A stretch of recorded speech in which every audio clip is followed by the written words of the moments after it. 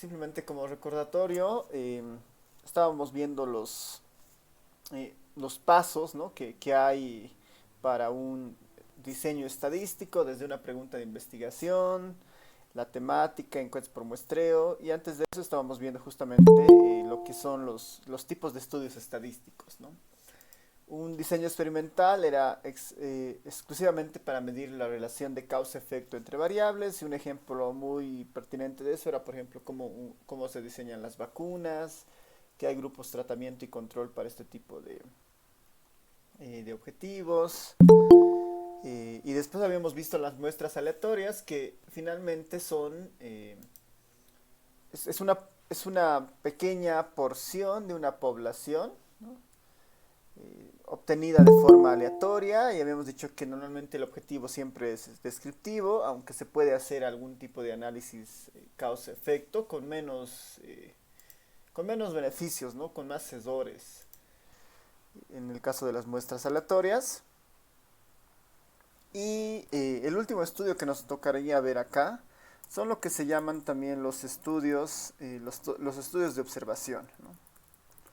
O los estudios observacionales también se llaman, ¿no? Los estudios son los estudios observacionales.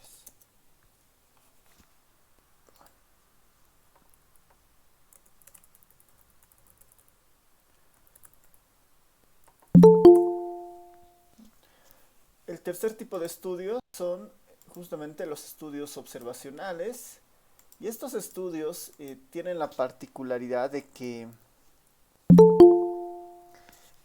o sea, para empezar, no son ni diseños experimentales ni muestras aleatorias, ¿no? Son estudios que son más del tipo, eh, más del tipo, a veces son los denominados sondeos, ¿no? Porque justamente este tipo de estudios no tienen la finalidad, ¿no? No tiene la finalidad, ¿no? Aquí podemos poner justamente, no tienen la finalidad de explorar, ¿no? O de lograr resultados representativos de una población, ¿no? Esa es una de las primeras diferencias, ¿no? con el resto de los estudios, que no necesariamente busca eh, una finalidad de representar, porque en realidad no tiene esa fuerza, ¿no? No tiene esa potencia los estudios observacionales, ¿no? Con un estudio observacional uno no puede decir algo, digamos, de la población a la cual representan las unidades o de la cual vienen. Solamente puede comentar, ¿no? No tiene la finalidad de lograr resultados representativos de una población, y tampoco, ¿no? Y tampoco eh, permiten tener, ¿no? Tampoco permiten eh, tener, tener los efectos, ¿no? O tener una medida, una medida para las relaciones de causa-efecto, ¿no? De causa-efecto. Son estudios del tipo exploratorios, ¿no? Son estudios del tipo exploratorios.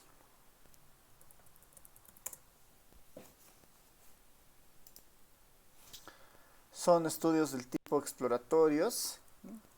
Ahí podemos poner sondeos. Sondeos. Son útiles, ¿no? Son útiles. Son útiles para problemáticas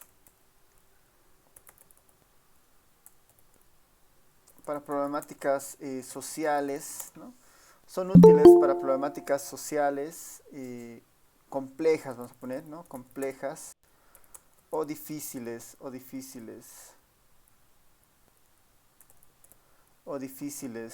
de acceder, ¿no? A la población.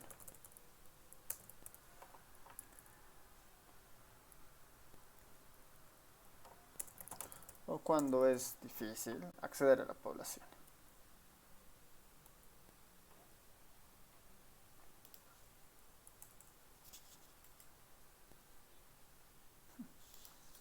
Ya, entonces en esta parte lo importante es justamente entender que entre estos tres métodos, ¿no? Entre estos tres tipos de estudios, la anterior clase decíamos, el diseño experimental es el más puro para encontrar una relación de causa y efecto, ¿no? Lo que hacía es a una muestra se la divide entre dos aleatoriamente y a cada una de esas poblaciones se le daba algún tipo de tratamiento, ¿no? Para ver cómo respondían, ¿no? Como en el caso del COVID, ¿no? Un grupo de enfermos o un grupo de personas los agarran, los parten aleatoriamente a la mitad le dan, por decir, la dosis, digamos, de la vacuna y a la otra mitad le dan un placebo y ven su evolución después de un tiempo para ver si eso funcionaba o no, ¿no? Un diseño experimental tiene esas características por excelencia. Eh, un muestreo, una muestra aleatoria, es justamente eso, ¿no? De una población grande se extrae una muestra de forma aleatoria, ¿no? Es decir, que se hace un sorteo para que los elementos pertenezcan a la población. La diferencia de estos tres está principalmente en cómo qué se hace con esta muestra que se obtiene y cómo se obtiene esta muestra, ¿no? En el diseño experimental se obtiene una muestra también aleatoria y se parte en en dos partes a esa muestra y se les da un tratamiento. En el caso de la muestra aleatoria, simplemente se selecciona mediante un sorteo a la población y a partir de eso se hace el estudio, ¿no? Se empieza a indagar. Mientras en los estudios observacionales no es posible hacer ese sorteo porque a veces es una población compleja, por lo tanto no es una muestra representativa, ¿no? Eh, y normalmente estas se las utiliza cuando son poblaciones justamente difíciles de acceder. eh, y dado que son poblaciones difíciles de acceder, a veces es difícil plantear un diseño experimental en poblaciones que han sido obtenidas de este estilo, ¿no? Tipo diseños experimentales. Y ahí los estudios de observación tienen justamente más ventaja, ¿no? Muchos de los estudios llamados sondeos son estudios observacionales. Cuando nosotros no tenemos un mecanismo, ¿no? No tenemos un mecanismo para acceder a la población, ¿no? Un mecanismo aleatorio para acceder a la población.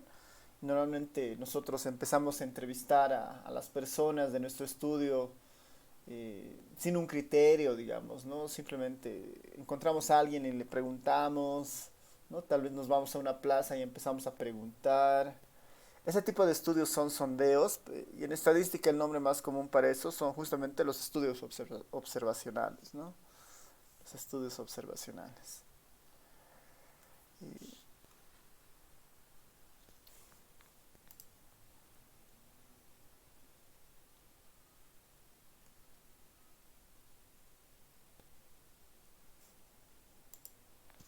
ya. em, bueno, eso principalmente con estos tres. No sé si ahí tienen comentarios,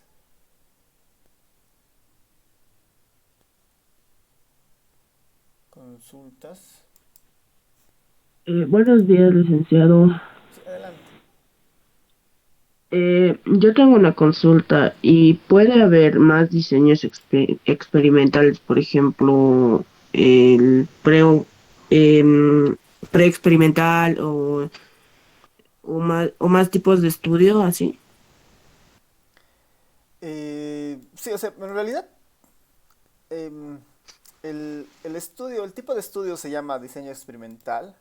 Y ahora, dentro de un diseño experimental hay diferentes estrategias para evaluar el experimento, ¿no? Hay diferentes tipos de métodos, ¿no? Desde el método más sencillo que les explicaba en la anterior clase de dividir a dos poblaciones y hacerlos, hasta métodos un poquito más complejos, ¿no?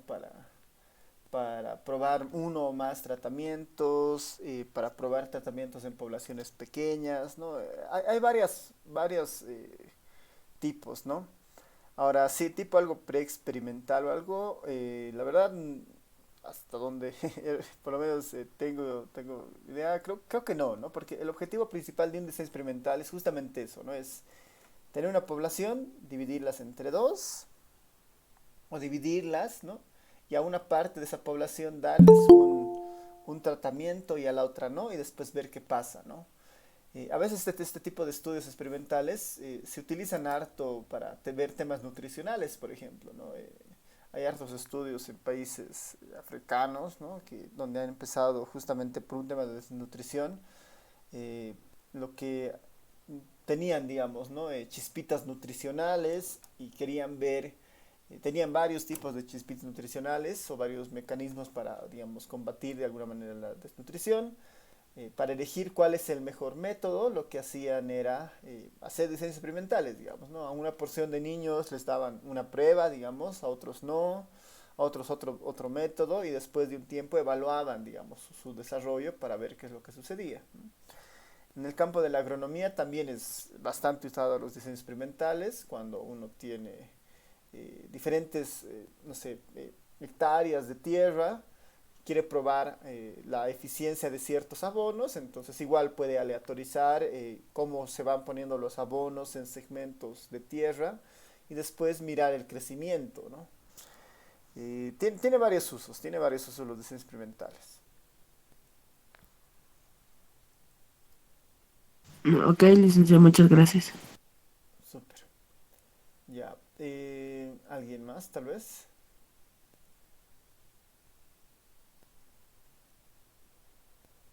Ya. De esto es importante conocer la relación de la muestra siempre, ¿no? Los diseños experimentales son muy particulares, ¿no? Y son a veces útiles, ¿no? Son muy útiles en realidad, ¿no? Muchos incluso estudios basados en corregir o alterar el comportamiento están en los diseños experimentales, ¿no? Si alguien quiere ver cuál será la relación o cómo se comportará la población ante algún mensaje, ¿no? Ante algún mensaje comunicacional o de algún estilo, uno puede hacer un diseño experimental, ¿no? Para evaluar este tipo de procesos, ¿no? Sé que uno de los equivalentes de alguno de estos métodos en la parte más cualitativa, ¿no? Seguramente serán los grupos focales, ¿no? Las entrevistas a profundidad, digamos, ¿no? Donde uno busca justamente tener toda esta experiencia más relatada. Pero en el caso de la estadística, ¿no? El método por excelencia que hace esta relación son los diseños experimentales. Y bueno, después están las muestras aleatorias, ¿no? Y las muestras aleatorias tienen sus particularidades también, ¿no? Cuando hay una elección de un país, normalmente son bastante comunes, ¿no? Siempre hay encuestas, ¿no? Encuestas de percepción o de apoyo a los candidatos, ¿no? Justo cuando es el día de la elección, hay boca de urna o hay conteo rápido, ¿no? Que finalmente son muestras, ¿no? Son muestras de todo el proceso electoral que tienen el objetivo de darnos una idea de cómo están los resultados electorales, ¿no? Esas son las muestras aleatorias, ¿no? Son una pequeña porción de una población elegidas, ¿no? Elegidas mediante un sorteo, y esa elección mediante sorteo es la que nos permite decir que esa muestra es representativa, ¿no? Ya, vámonos a los tipos de variables, que igual que en el caso anterior, es una tipología de las variables. Eh, Esto pensando en los diseños estadísticos, ¿no? Hemos tenido una clasificación de variables en el capítulo de estadística descriptiva para, ¿no? Cualitativa, cuantitativa, nominal, ordinal, ¿no? Eso teníamos antes como una especie de tipos o clasificación de variables. Esto de acá, tipos de variables, está más orientada a diseños estadísticos. Como nosotros tenemos una pregunta de investigación que plantear, ¿no? Tenemos una pregunta de investigación que plantear, ¿no? ¿Cuáles son los ingresos y edades de trabajo, la situación de madres adolescentes, el nivel de empoderamiento, ¿no? Como tenemos esas preguntas de investigación, todas estas preguntas siempre envuelven variables que nosotros deberíamos conocer o explorar, ¿no? Entonces, en este tipo de variables tenemos que tener la capacidad, si quieren, de identificar las variables de nuestro estudio, ¿no? Y en esa idea, ¿no? En esa idea podemos categorizarlas en 5 grupos de variables, ¿no? 5 grupos de variables. Las primeras variables son las variables, las podemos llamar las variables principales, ¿ya? Las variables principales. También estas a veces se conocen como las variables predictivas, ¿no? Son las principales o las variables también de resultado, le podemos llamar también, ¿no? Tiene hartos nombres, pero son las variables más importantes del estudio, ¿no? Son las variables también resultado, las variables predictivas, a veces se llaman predictivas, y corresponden a las variables más importantes del estudio, ¿no? Si quieren acá, este grupo de variables van a corresponder, ¿no? Corresponden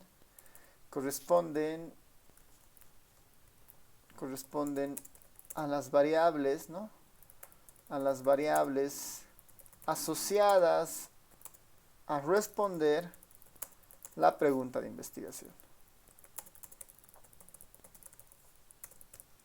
¿no? Corresponden a las variables asociadas a responder la pregunta de investigación. Por eso son las variables principales o las más importantes en nuestro estudio. En el caso de las preguntas de investigación que teníamos, ¿no? Alguien planteaba cuáles son los ingresos, edades y lugares de trabajo de los niños y niñas trabajados del municipio de La Paz. Claramente ahí las variables más importantes son ingreso, ¿no? ¿Qué es la variable ingreso? La variable edad, la variable lugar de trabajo, ¿no? Esas son las 3 variables que me van a ayudar a responder mi pregunta de investigación. ¿Cuál es la situación de madres adolescentes en Bolivia? ¿No? ¿A qué le vamos a llamar situación? Eso habría que explorar, digamos, ¿no? Educación, ingreso, bienestar, ¿no? Y esas variables que vayamos definiendo en esto de situación se convertirán en las variables más importantes o las principales, ¿no? El nivel de empoderamiento de las madres adolescentes, ¿no? Acá la variable principal será justamente el empoderamiento, ¿no? Y hay que buscar medirlo. Los migrantes cuando llegan a nuestro país, ¿de qué viven, no? Esto de qué viven habría que profundizar y decir, bueno, ¿qué vamos a entender porque de qué viven, digamos? Vamos a entender como una especie de trabajo, vamos a empezar a pensar en una especie de, tal vez de rutina alimenticia, y eso pueden ser justamente las variables principales. La dactilopintura como estrategia permite una estimulación favorable, ¿no? Acá la variable parece ser estimulación, ¿no? ¿Qué es estimulación? ¿Cómo la medimos? Ya es otra parte, ¿no? Pues las variables principales son justamente esas, ¿no? Las que nos van a ayudar a responder nuestra pregunta de investigación. Estimulación, la falta de desayuno escolar tendrá algún efecto en la salud, ¿no? Aquí la variable principal es salud, ¿no?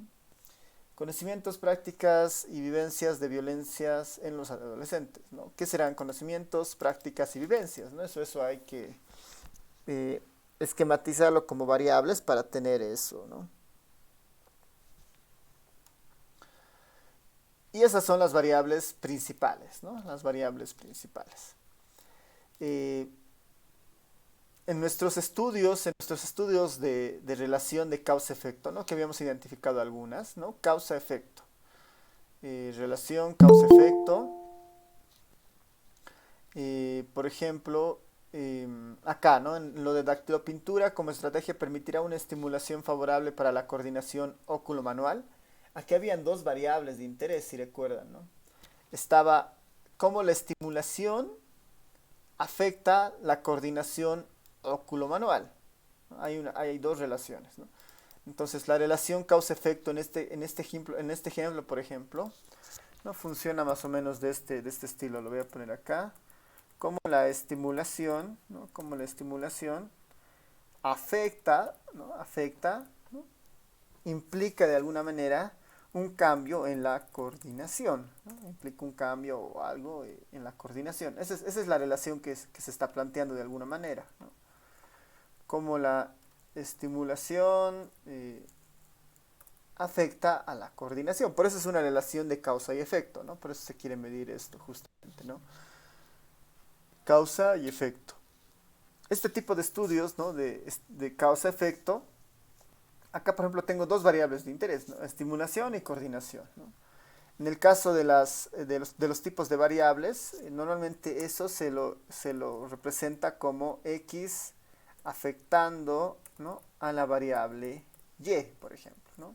Cuando tenemos ese tipo de estudios, ¿no? Cuando tenemos ese tipo de estudios, ¿no? X afectando a la variable y.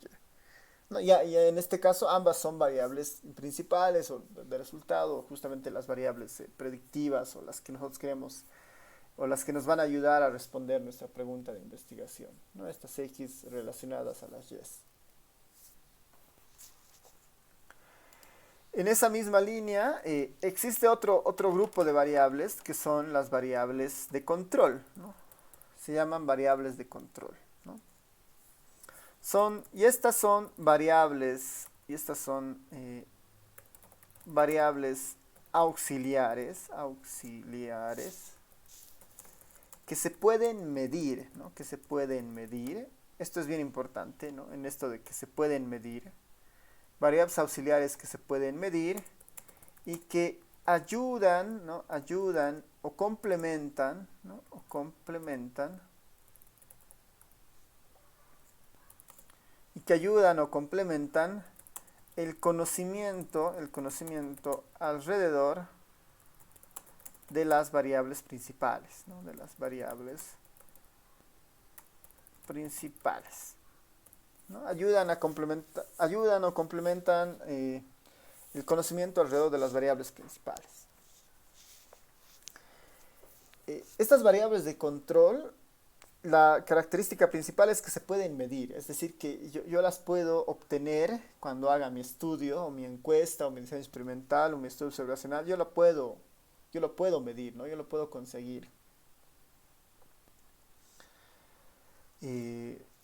Es fácil de medir, se la puede introducir en un cuestionario y me va a ayudar a profundizar algún conocimiento sobre las variables predictivas, ¿no? O las variables principales.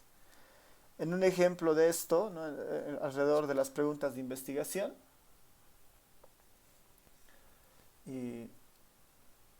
por ejemplo, en este nivel de empoderamiento, ¿no?, yo puedo definir al empoderamiento de muchas formas, ¿no? Desde una pregunta por decir ¿no?, ¿cuán empoderada se siente usted, digamos, ¿no? ¿Cuán empoderada se siente usted? Le podríamos preguntar a las madres adolescentes en Bolivia, ¿no?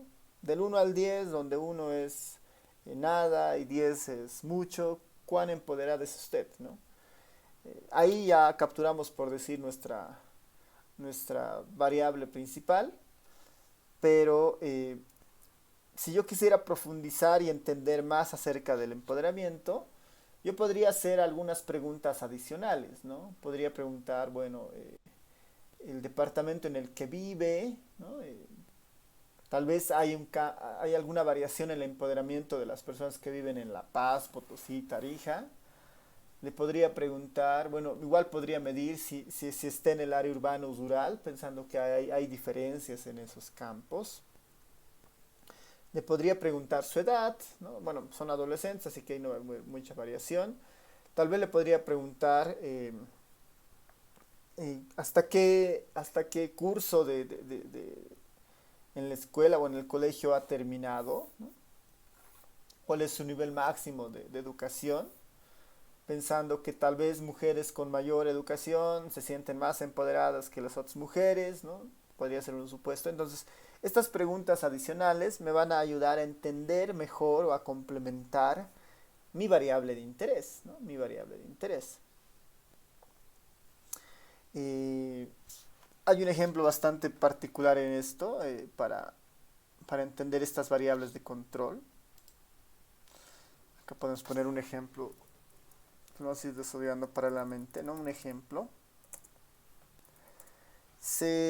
Y el estudio puede ser básicamente, ¿no? Se busca explicar, ¿no? Se busca conocer, ¿no? O se busca entender, ¿no? Se busca entender la relación entre la educación, ¿no? Entre la educación y los ingresos de las personas, ¿no? Y los ingresos de las personas, ¿no? Se busca entender la relación entre la educación y los ingresos de las personas. En este ejemplo, ¿no? Las variables principales, ¿no? Las variables principales, en este ejemplo, las variables principales, ¿no? Las variables principales, las que van a ayudar de alguna manera a responder mi pregunta de investigación, son ingreso y educación, por ejemplo, ¿no? Ingreso y educación. Ingreso y educación. Si, eh, si estuviéramos en una sociedad, digamos, muy determinista, donde existen, digamos, una relación perfecta entre variables de causa y efecto, ¿no? Tendríamos algo como que con la educación que una persona tiene, nosotros podríamos saber exactamente cuál es su ingreso, ¿no? Si estuviéramos en una sociedad que tiene, digamos, algunas reglas que vinculan estas dos de forma así estricta, digamos, ¿no? Si es bachiller, gana exactamente 3.000 bolivianos, por decir, ¿no? Si es universitario, gana exactamente, si tiene educación universitaria, gana exactamente 7.000 bolivianos, digamos, ¿no?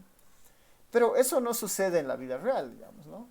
Podemos agarrar a muchas personas con diferentes tipos de educación y cuando miramos sus ingresos pueden ser muy variados, ¿no? Incluso personas con el mismo nivel de educación tienen distintos ingresos, ¿no? Tienen distintos ingresos, ¿no? Imagínense que nosotros agarramos a dos personas, ¿no? Imagínense que nosotros agarramos a dos personas que tienen el mismo nivel de educación, ¿no? Que tienen el mismo nivel de educación, ¿no? Acá en el ejemplo, ¿no? Se tienen dos personas, ¿no?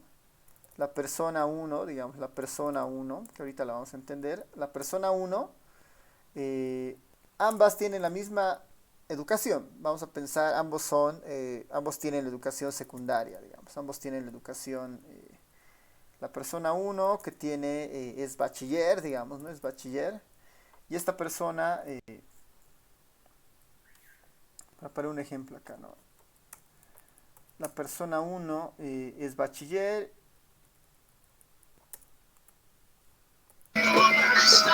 y esta persona gana, por decir, 3.000 bolivianos, ¿no? Esta persona gana 3.000 bolivianos.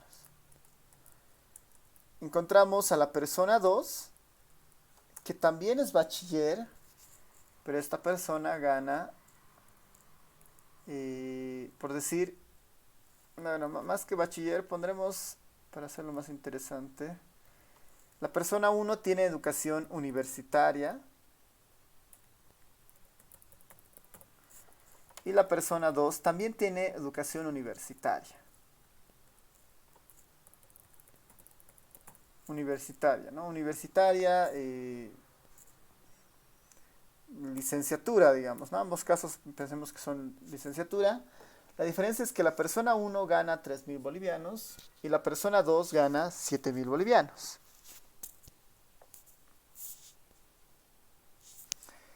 En esta idea la pregunta es, bueno, si solamente me concentrara en las variables principales, puedo llegar a tener este tipo de, digamos, de inconsistencias en algún lado, digamos, ¿no? Mi idea es entender la relación entre educación e ingresos de las personas.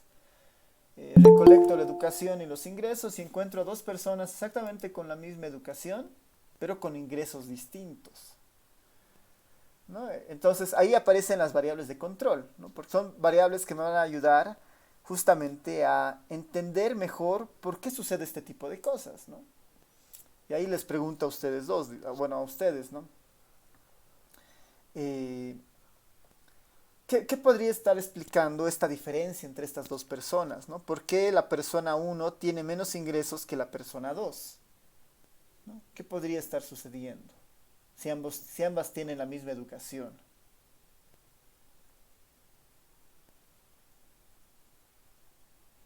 ¿A qué se podría estar debiendo esa diferencia?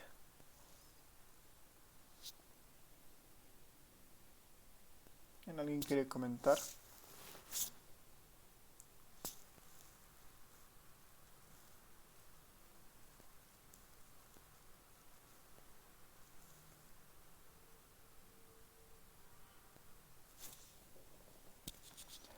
¿Qué dicen?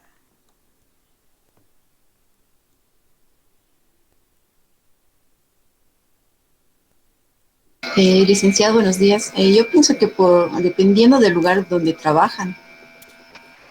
Ya, por ejemplo, su compañera dice, bueno, posiblemente uno trabaja en una empresa donde le pagan 3.000 y esa empresa se dedica a X cosa y la otra persona trabaja en otra empresa que se dedica a X cosa y eso puede estar influenciando, digamos, ¿no? Entonces, y yo puedo averiguar eso, ¿no? Y esa es una variable de control, el lugar de trabajo, digamos, ¿no? Pensamos que según donde la empresa que uno trabaje, tal vez se puede ver esa diferencia, digamos, ¿no?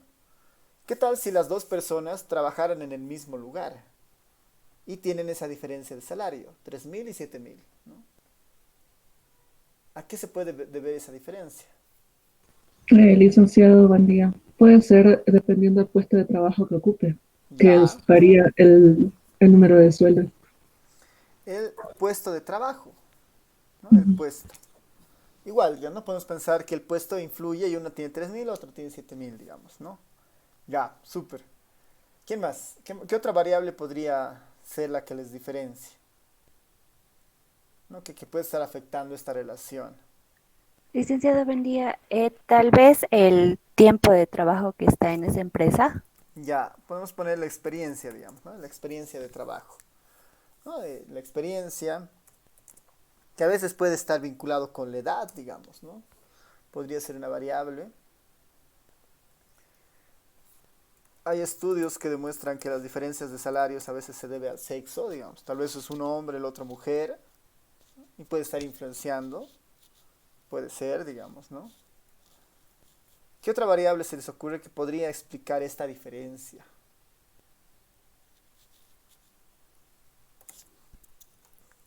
Tal vez la casera, ¿no? Tal vez hay caseras que pagan más que otras, ¿no? No sé, puede ser un ejemplo. ¿Qué más se les ocurre?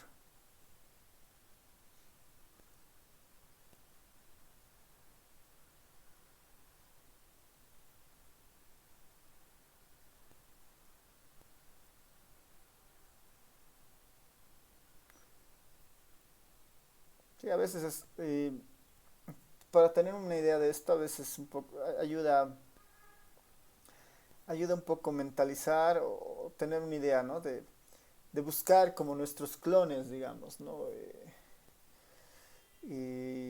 O buscar el clon de una de estas personas. El clon de nosotros, por ejemplo, fácilmente podrían ser varios de los compañeros de secundaria nuestros, ¿no? De la promoción, digamos, ¿no? Y uno podría ponerse a pensar ahora, digamos, si yo gano, por decir tal cantidad, digamos, ¿no? Yo gano 3.000 bolivianos ahora, digamos, ¿no? Y comparo a todos mis compañeros, compañeras de la promoción y exploro más o menos, o me doy una idea de cuánto pueden ganar y ahí me empiezo a pensar a qué se deberá esa diferencia, digamos, ¿no? Con mis compañeros, porque básicamente hemos tenido la misma educación hasta secundaria, hemos vivido en la misma zona, uno podría pensar que hemos tenido las mismas oportunidades en algunos casos, ¿no? ¿A qué se puede ver esa diferencia? ¿No? Ahí puede decir, ah, bueno, puesto, experiencia, tal vez la carrera que uno ha elegido. ¿Qué otras variables más podrían estar explicando eso? Esos cambios. ¿No? Entonces, todas esas variables que se puedan medir, ¿no? El lugar de trabajo se puede medir. El puesto se puede medir, ¿no? Se puede preguntar en qué puesto está, la experiencia también, la edad también, la carrera en la que está también, el sexo también. Entonces, todas esas variables se pueden medir y por eso se llaman variables de control, ¿no? Ahora, imagínense una situación muy, muy extrema, digamos, ¿no? Estas dos personas viven en el mismo lugar, ¿no? Perdón, tienen el mismo lugar de trabajo, tienen el mismo puesto, tienen la misma experiencia, tienen la misma edad, tienen el mismo sexo y tienen la misma carrera. Pero aún así, una gana 3.000 y otra gana 7.000. ¿A qué puede deberse esa diferencia de salarios?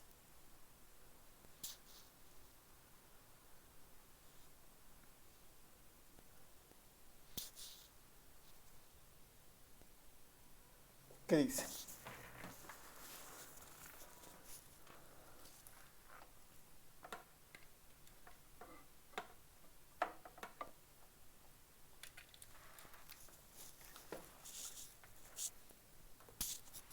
¿Alguien se anima a plantear a qué se deberá esa diferencia de salarios?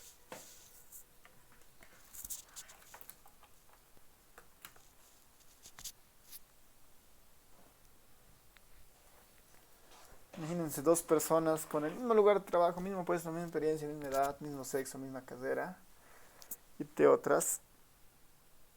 Son exactamente las mismas, pero aún así tienen diferentes salarios.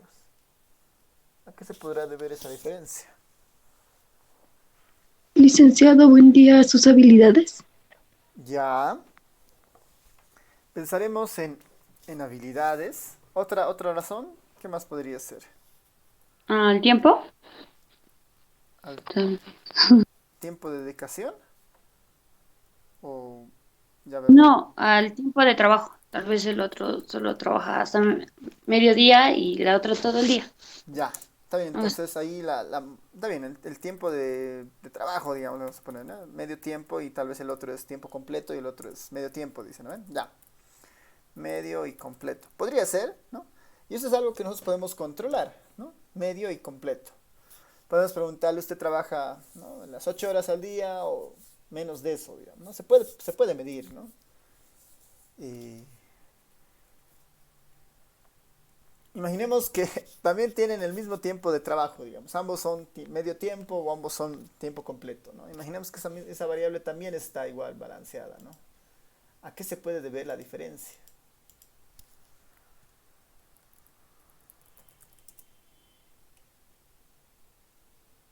Licenciado, por el contrato de trabajo también podría ser. Ya. Imaginemos que podemos preguntar tipo de contrato, digamos, ¿no? ¿Qué tal si igual tienen el mismo tipo de contrato y aún así siguen teniendo la misma diferencia? ¿A qué se puede ver eso?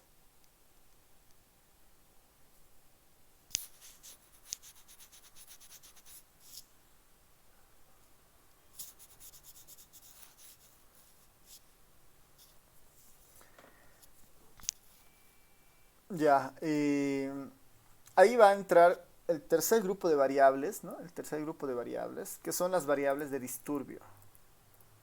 Son las variables de disturbio. Eso es el tercer grupo de variables, ¿no? Y son variables, ¿no? Variables que no se pueden medir, ¿no? Que no se pueden medir. O son, bueno, que no se pueden medir, ¿no? Por eso son de disturbio, ¿no? Y son variables que no se pueden medir y que afectan, ¿no? Y que afectan a las variables principales, ¿no? A las variables principales. Estas variables de disturbio, la idea es siempre en un estudio tratar de controlarlas, ¿no? Y tratar de volverlas medibles. Ahí su compañera dice, bueno, pueden ser personas básicamente iguales en todas estas características, pero tal vez la diferencia de salarios es la habilidad, ¿no? La empresa decide pagarle a este 7.000 y a este 3.000 porque este tiene mayor habilidad en lo que hace respecto a él, ¿no? Y deseo premiar eso dándole un salario más alto porque me interesa esa habilidad, digamos, ¿no? La pregunta es cómo medimos esas habilidades, ¿no? Si yo la pudiera medir, no es que le puedo preguntar, ¿usted tiene habilidades sí o no, digamos, ¿no? Es una mala pregunta, me puede decir sí, pero realmente no sé si tiene habilidades o no. Si yo puedo medir esas habilidades, ¿no? Si yo puedo medir esas habilidades, esta ya no es una variable de disturbio, se vuelve una variable de control. Mientras yo no pueda medirla, ¿no? Es una variable de disturbio que sé que puede estar afectando a la variable principal. Otra de estas variables, ¿no? Otras de estas variables de disturbio que a veces explican estas diferencias, ¿no? Podrían ser, son variables en algún caso un poco más abstractas y difíciles de medir, digamos, ¿no? Podríamos pensar que la motivación, ¿no? Igual como un proxy esto de habilidades, ¿no? Una persona está más motivada que la otra, por alguna razón eso genera que esta tiene más ingresos que la otra, teniendo exactamente las mismas características, ¿no? Y la motivación es un poco difícil de medir también, ¿no?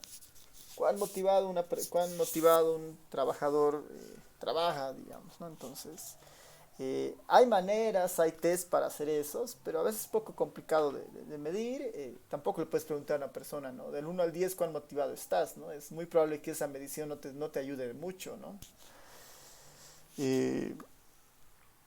No, porque si yo les pregunto a dos estudiantes ahora, digamos, ¿cuán motivados están con la materia? Varios me darán una escala, pero igual, ¿no? Cómo uno entiende la motivación y cómo el otro estudiante entiende la motivación puede ser muy distinto y esa escala no ayuda en nada, ¿no? Ese es el problema normalmente con este tipo de preguntas. Pueden haber otras variables de disturbio medio más complicadas, digamos, ¿no? Pueden haber relaciones, eh, pueden haber como variables de disturbio algún tipo de acuerdo, y vamos a ponerlo acuerdo de relación, digamos, ¿no? Un acuerdo de relación. Puede ser este amigo, ¿no? Uno puede ser amigo del gerente, amigo del jefe, puede ser una afiliación partidaria, digamos, ¿no? Una afiliación partidaria. Puede haber una relación de parentesco, ¿no? Familia, ¿no? Uno había sido hijo, no sé, digamos, hay una relación de amigo, partidaria, familia, ¿no? Alguna recomendación por detrás, ¿no? Cosas un poco más difíciles de medir, ¿no? Que pueden estar explicando la diferencia, ¿no? Recomendaciones, ¿no? Es una especie de, más que recomendaciones, esto, un aval le podemos poner, digamos, ¿no? Eh, yo hago exactamente lo mismo, tengo las mismas capacidades, no tengo lo mismo de esta persona, pero aún así yo gano la mitad de esto, ¿no? Entonces, puede verse a que había sido amigo, partidario, familia, tiene un aval, ¿no?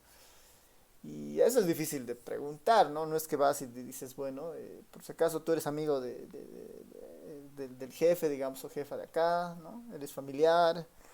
Son preguntas complicadas, ¿no? Son preguntas complicadas, pero que pueden estar alterando también, ¿no? Pueden estar alterando.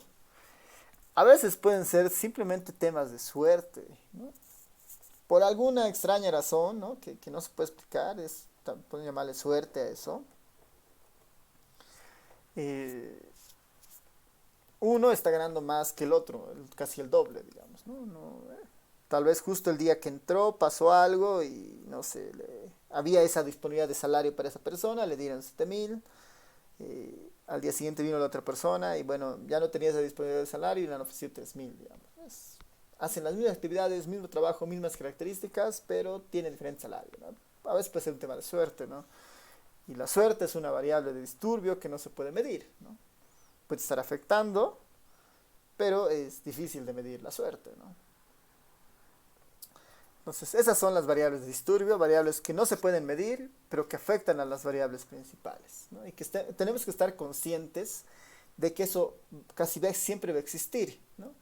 Y normalmente se dan con más, o sea, son más importantes de identificarlas siempre cuando queremos nosotros estudiar la relación de causa-efecto entre dos variables, ¿no? Causa-efecto entre dos variables. Y las últimas, bueno, son solo 4. Las últimas son las variables aleatorias, le vamos a llamar, ¿no? Las variables de disturbio. Las últimas son las variables aleatorias, o también se conocen como ruido blanco, ¿no? Ruido blanco. Las variables aleatorias o de ruido blanco. Que un poco para llenar esta idea son las variables, son las demás variables, ¿no? Son el resto de variables, ¿no? Son el resto de variables que no alteran, ¿no? Que no afectan a las variables principales, ¿no? A las variables principales.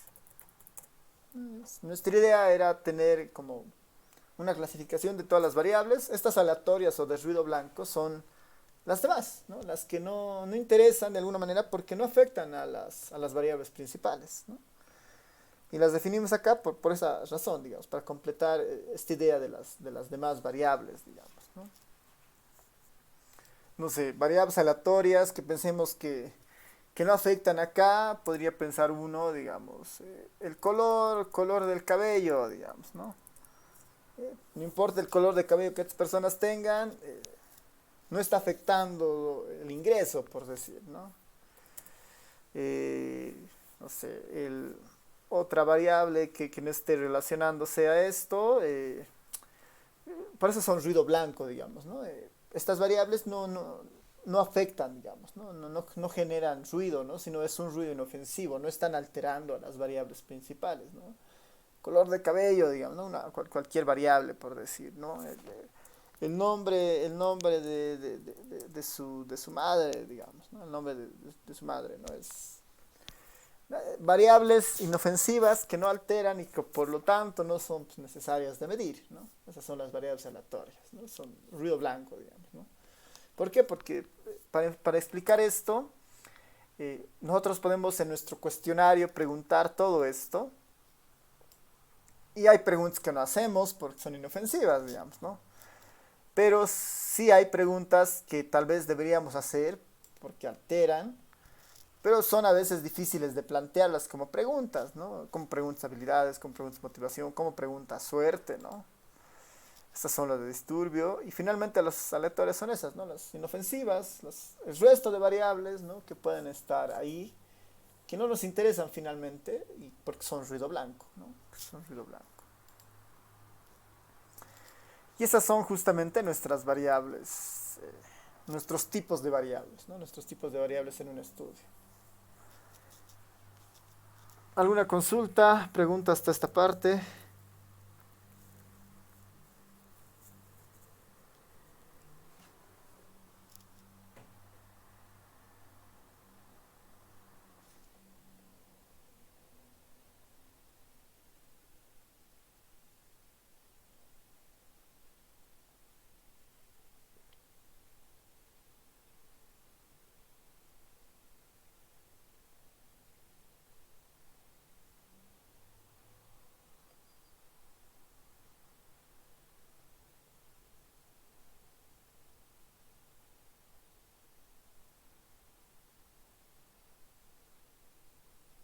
Ya. Entonces, toda esta parte era más introductoria para un poco conocer a grandes rasgos varios de los aspectos de los diseños estadísticos, ¿no? Variables, tipos de estudio, estas fases, ¿no? Y a partir de ahora vamos a entrar justamente a la parte un poco más dura, ¿no? De este capítulo, que son ya las etapas para implementar un estudio estadístico orientado a recolección de información, ¿no? Nuestro objetivo es recolectar información de una población, ¿no? Ese es nuestro objetivo. ¿Okay? Para responder nuestras preguntas de investigación vamos a enfocarnos en hacer recolección de información. Tipo encuestas, tipo estudios de observación, tipos de diseños experimentales, ¿no? Según la necesidad que uno tenga. En cualquiera de esos casos, estos aspectos van a estar. La temática, el muestreo, la recolección o el operativo de campo, el diseño del sistema de vaciado de información y el análisis y la exploración de los datos recolectados. Estos 5 siempre van a estar presentes. Y cada uno de estos 5 proveen insumos distintos, ¿no? O requieren insumos distintos y tienen salidas distintas. Una de las más importantes y la principal, ¿no? Al inicio, después de plantearse la pregunta de investigación, es la temática y el diseño de cuestionarios, ¿no? La temática y el diseño de cuestionarios, ¿no? Y esta es la primera etapa, ¿no? La primera etapa en un proceso de recolección de datos. Esta es la primera etapa en un proceso de recolección de datos, ¿no? Busca traducir la pregunta de investigación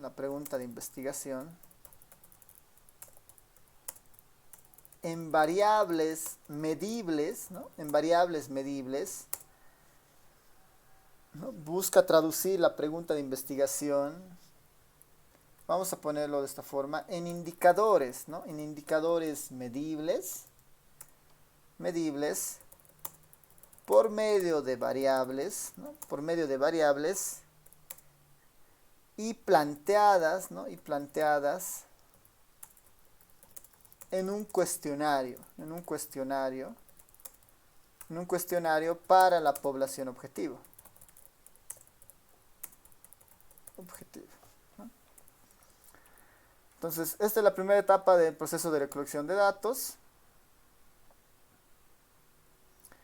Busca, uno, traducir la pregunta de investigación. Esto es bien importante porque lo que nos dice es, bueno, tenemos que empezar a entender la pregunta de investigación y traducirla ¿en qué?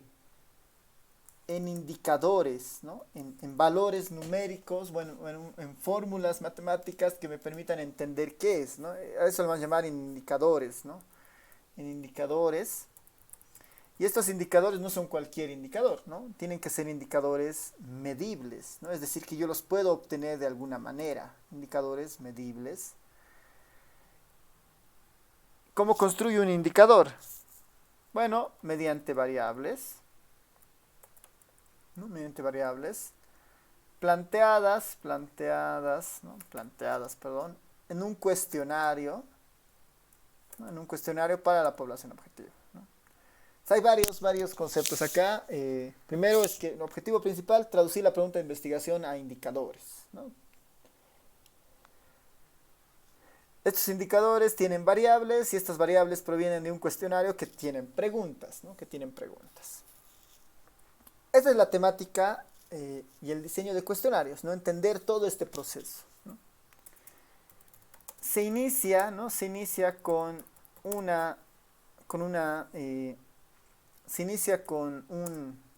marco conceptual, ¿no? Con un marco conceptual donde se define, ¿no? Donde se definen los conceptos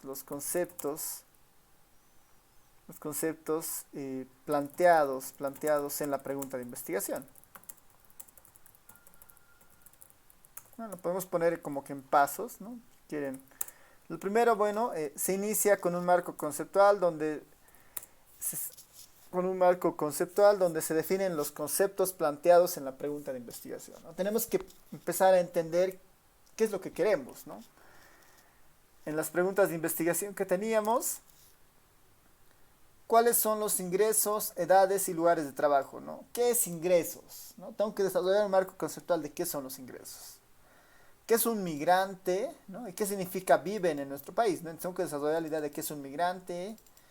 La dactilopintura como estrategia permitirá una estimulación favorable, ¿no? ¿Qué es dactilopintura? Tengo que desarrollar ese concepto. ¿Qué es estimulación? ¿Qué es coordinación óculo-manual? ¿No? Tengo que empezar a desarrollar esos conceptos. Ese es el primer paso, ¿no? Entender cada uno de esos conceptos, ¿no? La falta de desayuno escolar en estudiantes de primaria y secundaria tendrá algún efecto en la salud. Tengo que entender qué es el desayuno escolar. Tengo que conceptualizar eso. Y tengo que igual conceptualizar la salud, digamos, ¿no? ¿Qué había sido el desayuno escolar? ¿Será que es el mismo en todos los lugares? ¿No? Explorar eso. ¿Qué son los conocimientos? ¿Qué son las prácticas? ¿Qué son las vivencias? ¿Qué es violencia? ¿No? En adolescentes. ¿Qué es un adolescente? ¿No? Todo eso, todo ese desdoblamiento, si quieren, o esa profundización de esos conceptos, es el primer paso en una temática, ¿no? En una temática, un diseño de cuestionarios, ¿no? Hacia un diseño de cuestionarios, ¿no? Se inicia con un marco conceptual donde se definen los conceptos planteados en la pregunta de investigación. Ese es el primer paso. Muchas veces este paso se lo realiza haciendo una revisión de literatura, ¿no? Esto se la realiza a veces haciendo una revisión de la literatura o planteando un estado del arte, ¿no? Muchas veces esto se la hace mediante una revisión de literatura. Una revisión de literatura. Es un paso útil, ¿no? Empezar a mirar qué hay, ¿no? El segundo paso es definir, ¿no? Definir indicadores, ¿no? Indicadores medibles, ¿no? Definir indicadores medibles y sus variables, ¿no? Definir indicadores medibles y sus variables. Ese es el segundo paso, ¿no? Definir indicadores medibles. Vamos a ponerlo con numeritos. Medibles y sus variables a partir del paso anterior, ¿no? Del paso anterior. Definir indicadores medibles y sus variables a partir del paso anterior. Vamos a hacer algún ejemplo con esto. Pondremos primero los pasos. Sus variables a partir del paso anterior. Un tercer paso, ¿no? Un tercer paso en esta idea de construir la temática es convertir las variables, ¿no? Convertir las variables en preguntas para el cuestionario, ¿no? Convertir las variables en preguntas para el cuestionario. Bueno, y básicamente el último paso, diseñar el cuestionario. Bueno, paso intermedio, ¿no? Antes del último paso. El último paso es diseñar el cuestionario, ¿no? Diseñar el cuestionario. El paso 4 está vinculado con el concepto anterior de las variables, ¿no? Identificar variables, ¿no? Variables de control, ¿no? Variables de control para introducirlas en el cuestionario.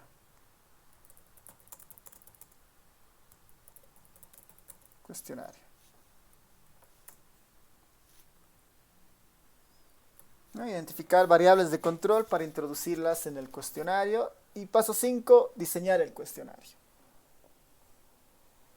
Entonces iniciamos entendiendo nuestra pregunta de investigación conceptualmente, ¿no? ¿Qué es ingreso? ¿Qué es pobreza? ¿Qué es empoderamiento? ¿No? ¿Qué es coordinación? ¿Qué es estimulación? Buscamos fuentes bibliográficas, buscamos en la literatura, ¿no? ¿Qué había sido empoderamiento? ¿Qué había sido esto, ¿no? Segundo paso, definimos indicadores medibles, ¿no? Me piden entender el ingreso. ¿Cómo voy a medir el ingreso? ¿No? Me piden ver esto de la estimulación y la coordinación. ¿Cómo voy a medir la estimulación y la coordinación? ¿No? Ese es el paso 2. Tengo que conceptualizar cómo voy a operativizar eso, ¿no? Cómo los voy a medir. Paso 3, definir las variables en preguntas para el cuestionario, digamos, ¿no? Y he identificado cómo se construye este indicador y sus variables, ¿no? Por decir, este indicador, que puede ser ingresos, necesita justamente capturar el ingreso que genera la persona en su trabajo, digamos, ¿no? en sus distintos trabajos que hay, ¿no? ¿Cómo le voy a preguntar eso a la persona, ¿no? Le preguntaré cuál fue su ingreso la semana pasada, cuál fue su ingreso el mes pasado, cuál fue su ingreso el último año. Ahora, ¿qué ingreso, digamos, ¿no? Porque al parecer en lo conceptual hay diferentes tipos de ingreso, ¿no? Las personas pueden tener ingreso por su trabajo, pueden tener ingresos que no son por su trabajo, como transferencias, como los bonos, ¿no? El bono Juancito Pinto, el bono Juana Zurduy, este bono contra el hambre, son ingresos, pero no son provenientes de un trabajo, son ingresos no laborales, ¿no? Entonces, todo ese detalle hay que plantearlo en el punto 2, ¿no? Tengo que definir cómo voy a, bueno, en el punto 3, perdón, cómo voy a eso volverle una pregunta en el cuestionario, ¿no?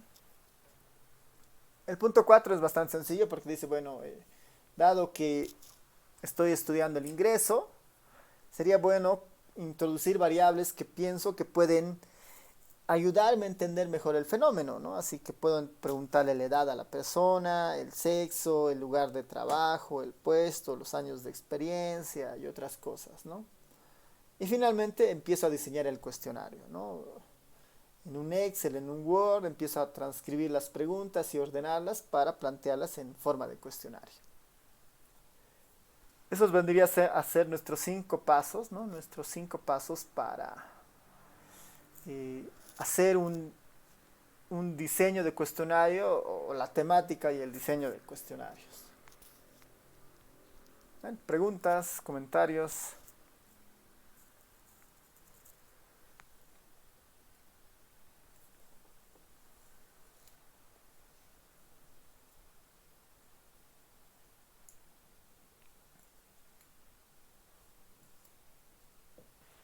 hice la atrás, ¿puede repetir, por favor? Allá. Es convertir las variables en preguntas para el cuestionario, ¿no? A ver, en esto podemos tal vez hacer un ejemplo, ¿no? Podemos hacer un ejemplo y ahí va a quedar un poquito más claro, ¿no? Un ejemplo bastante sencillo, ¿no? Y después les voy a dar una tarea para el jueves para que ustedes un poquito vayan desarrollando estos 5 puntos para algunas variables.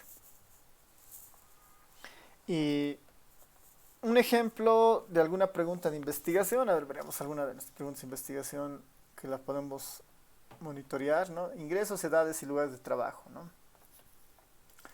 Esto de ingresos es un poquito medio muy abierto, capaz que no. El empoderamiento igual es a veces un poco complejo, se los voy a poner más. Ya, esto digamos, ¿no? De qué son los migrantes cuando llegan a nuestro país, de qué viven. Podemos desarrollar este concepto de migrantes, por ejemplo, ¿no? O si no, saber causas principales, conocimientos. Ya, ¿no? Si nuestra pregunta fuera esta, por ejemplo, ¿no? ¿Cuáles son los migrantes que llegan a nuestro país? ¿No? Un ejemplo.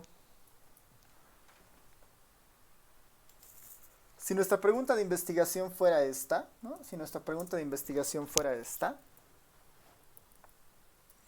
¿cómo debería desarrollar los pasos, digamos, ¿no? Para tratar de mirar esto, ¿no? Los migrantes cuando llegan a nuestro país, ¿de qué viven? ¿No? Primero tengo que definir qué es un migrante, ¿no? Entonces, ¿qué es un migrante?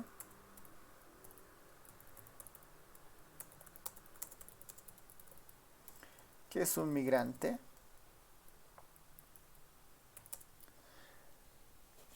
No, entonces ahí puedo, a ver, voy a abrirme un Google, le voy a poner ahí, ¿no? ¿Qué es un migrante? Puedo buscar definiciones, ¿no? Acá, esto es bien importante. Cuando hacemos esta búsqueda conceptual en el paso 1, es útil siempre irse a fuentes lo más oficiales posible, digamos, universidades, instituciones, ¿no? Evitar un poco de Wikipedia, evitar blogs, ¿no? Acá hay una fuente muy interesante que es la IOM, que básicamente es la organización parte es la organización que ve el tema de migraciones de Naciones Unidas, ¿no? Entonces es una autoridad en lo que es migración, ¿no? Así que es la mejor fuente para definir qué es un migrante, ¿no? Definición de la OIM de un migrante, ¿no? Término genérico no definido en el derecho internacional por uso común. Entonces acá ya puedo tener una idea de qué había sido un migrante, digamos, ¿no? Este término comprende una serie de categorías jurídicas bien definidas. Las personas cuya forma particular de traslado será jurídicamente definida. No hay una definición de qué es un migrante, ¿no? Entonces ahí uno podría decir, bueno, dado que estoy tratando de entender qué es un migrante, podría pensar en el segundo paso, ¿no? En el segundo paso, que es, bueno, definir indicadores medibles alrededor de los migrantes que viven en un país, ¿no? Entonces, tengo que pensar en indicadores medibles para entender esta relación de migración, ¿no? ¿Qué es un migrante? Como que ya lo tengo resuelto con esta búsqueda que he realizado, digamos, ¿no? Podría profundizar eso con otros conceptos más, seguramente que sí, ¿no? Pero la idea del paso 1 es esto, ¿no? Definir exactamente entender qué es esto, ¿no? En el paso 2 me dice indicadores, ¿no? Entonces puedo pensar ahí en indicadores, ¿no? Indicadores, migración, ¿no? Migrantes, ¿no? Migración, migrantes, ¿no? Indicador, migrantes. Y aquí hay, por ejemplo, de la OHCHR, que igual es una organización de Naciones Unidas. Vamos a ver si es eso. Estoy entrando a la primera opción, en realidad, ¿no? Human Rights para familias migrantes, para migrantes y sus familias, ¿no? Tiene un documento de trabajo donde plantea indicadores de derechos humanos. Podría yo pensar que varios de estos indicadores que plantea este autor, yo los podría tratar de plantear en mi estudio, porque el estudio es bastante genérico, ¿no? Es los migrantes que viven en el país como están, digamos, ¿no? En este enfoque yo podría estudiar sus derechos, ¿no? Discriminación, y vamos a ver dónde están sus indicadores, así nos a su índice. Ya, aquí hay, ¿no? Un capítulo entero de consideraciones metodológicas para la selección de indicadores. Indicadores cuantitativos versus cualitativos, fuentes de datos. Y aquí hay varios indicadores, ¿no? Ejemplos eh, ejemplos de recopilación y análisis de datos sobre migración y derechos de los migrantes, ¿no? Podrían ser estimación sobre el número de migrantes, ¿no? Podría ser una idea de cantidad de migrantes, aunque no tienen tantos indicadores como tal.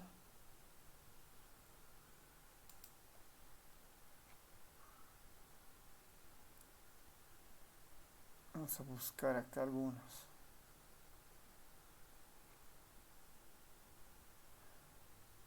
Y aquí, por ejemplo, ¿no? Indicadores de derechos humanos, ¿no?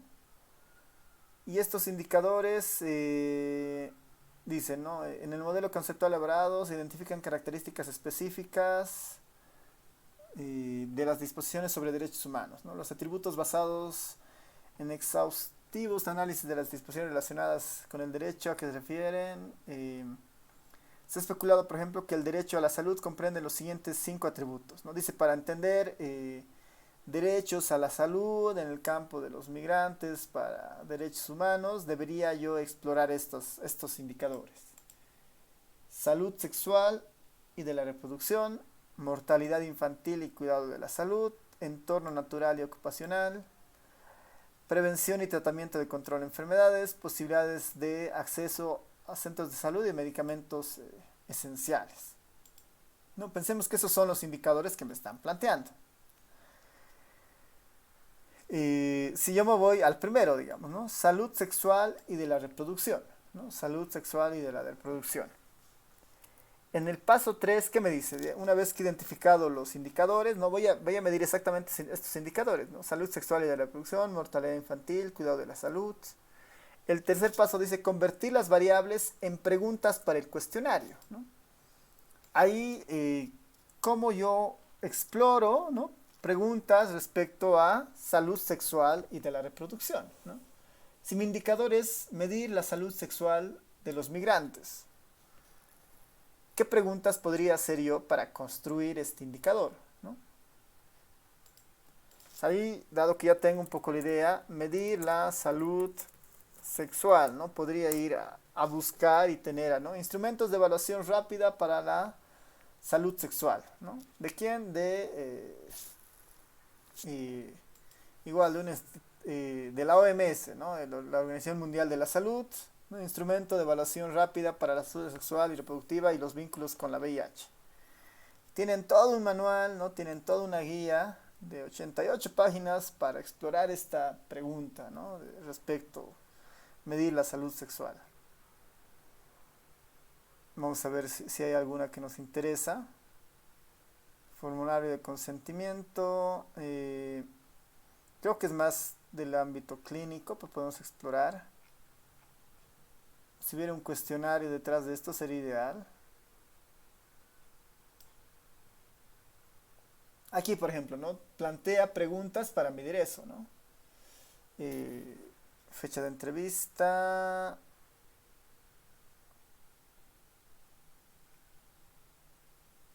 Esto es más para un país.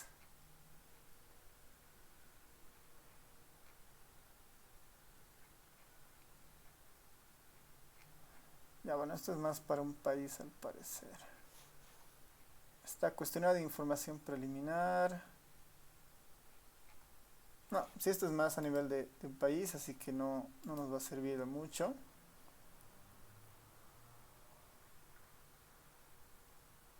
Ahí está, esta, ¿no? La revista Cielo, una revista indexada. Construcción y validación de una escala para evaluar la salud sexual y reproductiva en adolescentes mujeres en la región del Caribe colombiana, digamos, ¿no? Y ha habido una persona que ha planteado una forma de medir la salud sexual. Y en su documento, aquí está el instrumento, es un cuestionario por 172 ítems en formato de escala de Likert. para medir eso, ¿no? Entonces, si nos vamos a su formulario, que debe estar por acá.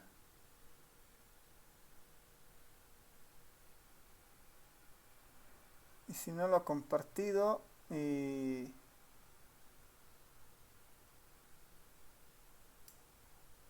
ya, por ejemplo, para esta investigadora que se ha debido centrar exclusivamente en la variable salud sexual, ¿no? Que es muy amplia, ¿no? Ha utilizado 172 ítems para preguntar y varios de sus ítems estaban justamente acá, ¿no?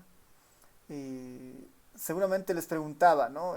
¿Usa usted, ¿no? tal método para evitar embarazos? ¿No? Usar tal método para evitar embarazos es responsable, ¿no? Y les preguntaba en una escala del 1 al 5, ¿no? ¿Sí o no?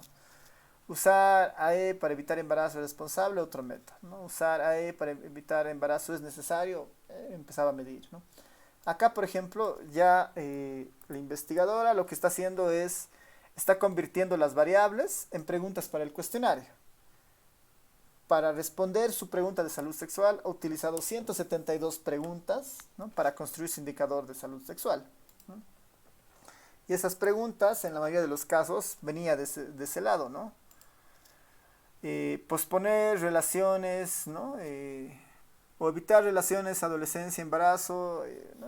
Tenía, bueno, no están muy claras sus preguntas acá, ¿no? Los profesores aprobarían posponer, ¿no?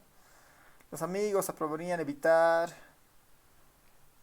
Seguramente su cuestionario, si uno lo busca, va a encontrarlo con mayor claridad, pero esa parte justamente está orientada a eso, ¿no? A obtener las preguntas que va a utilizar en el cuestionario, ¿no?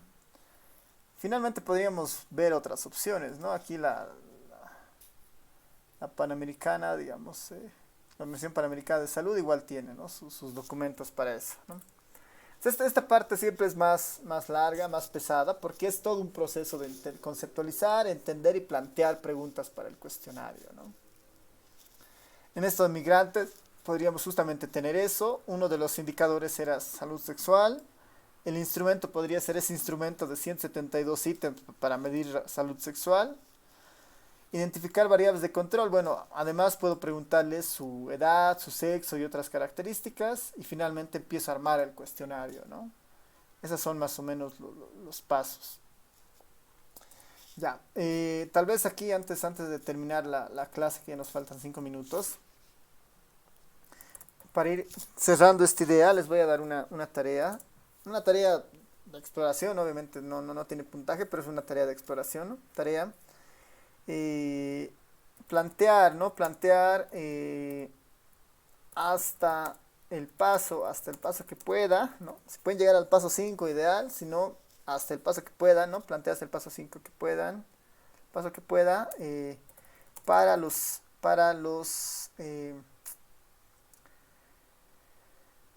temas de empoderamiento,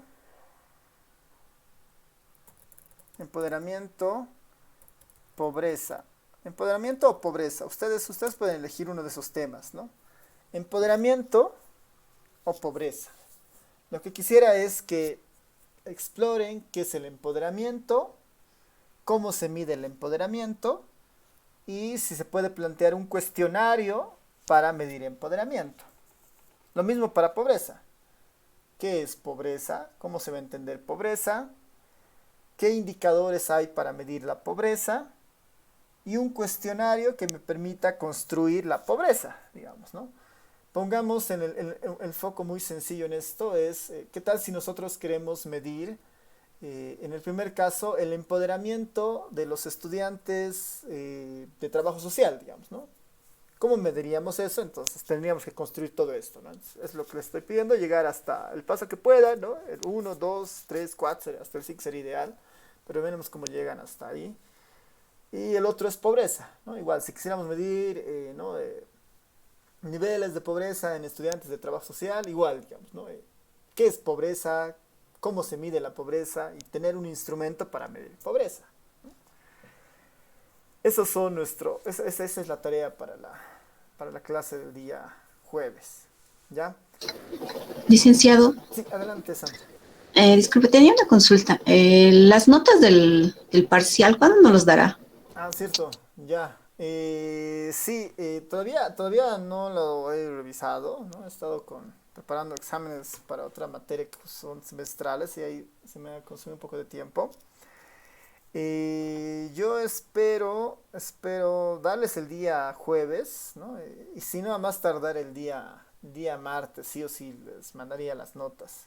Ya, sí, me faltó tiempo para avisar, pero sí, el día jueves o más tardar el día martes, por favor. Está bien, licenciado. Muchas gracias. Sí, sí, más bien, gracias a ustedes por la paciencia. Pero sí, el jueves voy a intentar tenerlo para el jueves y si no, el día martes es más que seguro que se los doy. Ya, ¿alguna consulta más? ¿Pregunta? Licenciado, ¿el límite de preguntas del cuestionario depende de nosotros o hay un límite? No, depende de ustedes, ¿no? Depende de ustedes. Lo que quiero ahora, más que todo para esta parte, es que exploren cómo se hace, ¿no? En la mayoría o sea, casi en todos los estudios de este estilo para plantear cuestionarios, casi nunca uno se inventa preguntas, ¿no? Es una mala práctica inventarse preguntas. Lo que hace es este proceso, ¿no? Ve cómo otros autores lo han hecho, porque ya está validado, y de ahí empieza a capturar o sintetizar, digamos, mucho de ese trabajo, ¿no? Entonces, por ejemplo, si encuentran un cuestionario muy bueno que mide empoderamiento, pues ese es el instrumento, ¿no? Tal vez ahí se tiene que refinar